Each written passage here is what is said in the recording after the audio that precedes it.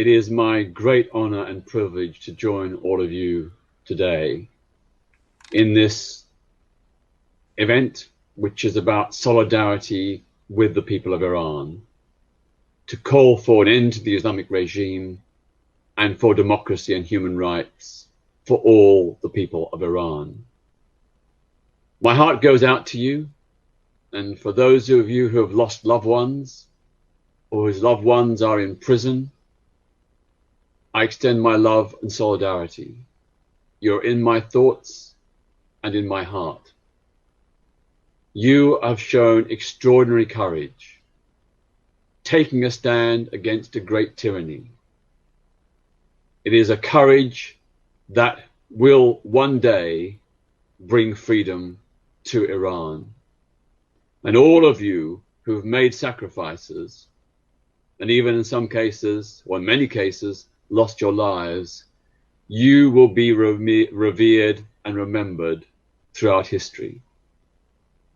I say that because given the incredible barbarities of the Islamic regime in Iran, it is easy to be depressed and downhearted.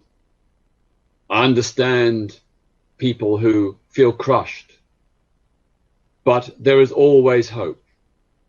And those of you who campaign are keeping that hope alive. I expressed my solidarity with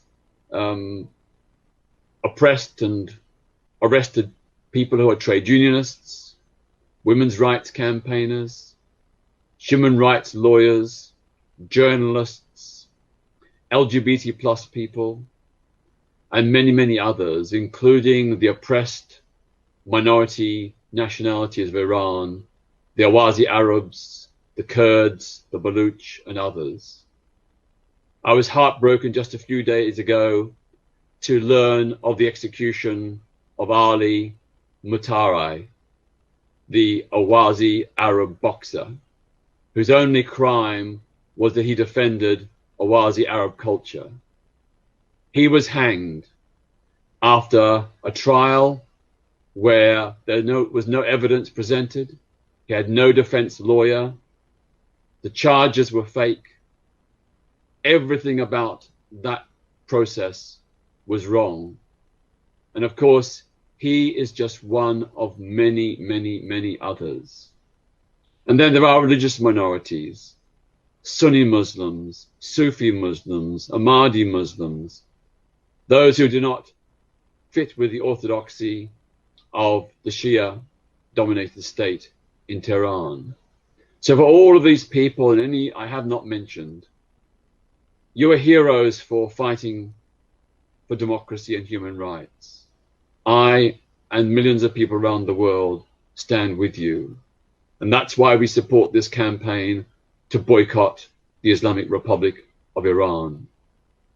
We must boycott it in the same way that people boycotted apartheid South Africa. We must take a global stand of international solidarity to ensure that those striving for freedom get support outside the country. Of course, the freedom of Iran will come from the people inside. You know, you cannot change things from the outside. It cannot be imposed. But we want to say loud and clear that we want to show solidarity. We want to support those of you in Iran who are struggling for freedom. Various things have been mentioned, such as bringing cases in the International Criminal Court. And that certainly is an option that should be pursued. Also, there is the United Nations Convention Against Torture 1984, which allows for the arrest and prosecution of any state official who authorizes, condones, acquiesces, or aids and abets acts of torture. And such people can be tried in any country in the world where the Torture Convention has been signed and ratified. So in theory, an Iranian torturer could be put on trial in any country in the world. And I think that that should be explored. I also believe that there is a strong case for international arrest warrants to be issued. Now, of course, executing those arrest warrants would be difficult, but the mere symbolism that arrest warrants were out for the head of the Evin prison and other prisons across Iran, for people who could be identified as having committed or authorized acts of torture and other human rights abuses, the mere fact of issuing these arrest warrants would send a signal and would perhaps put the frighteners on the Iranian leadership that if they try to travel outside of the country, they could at some point be arrested. Another option would be to explore the possibility of using in the United States the Alien Tort Claims Act, which allows for the prosecution of people in other countries. It has been tried and used successfully to prosecute human rights abuses in Zimbabwe during the Mugabe regime.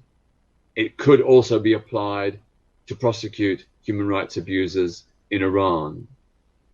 So those are just three ideas for consideration. But of course, any decision must be by and for the Iranian people themselves. The final point I'd make is that do not lose hope. Freedom will come. No tyranny lasts forever. Every tyrant has their fall. Adolf Hitler promised a 1,000-year Reich. It lasted all of 12 years. Well, the Islamic regime has been in power longer than 12 years, but it too will have its fall. And thanks to all of you who are courageously fighting inside and outside Iran for democracy and human rights, you will get that day. And I hope to be there to celebrate with you when we can rejoice that the Islamic regime of Iran is finally history. Thank you very much.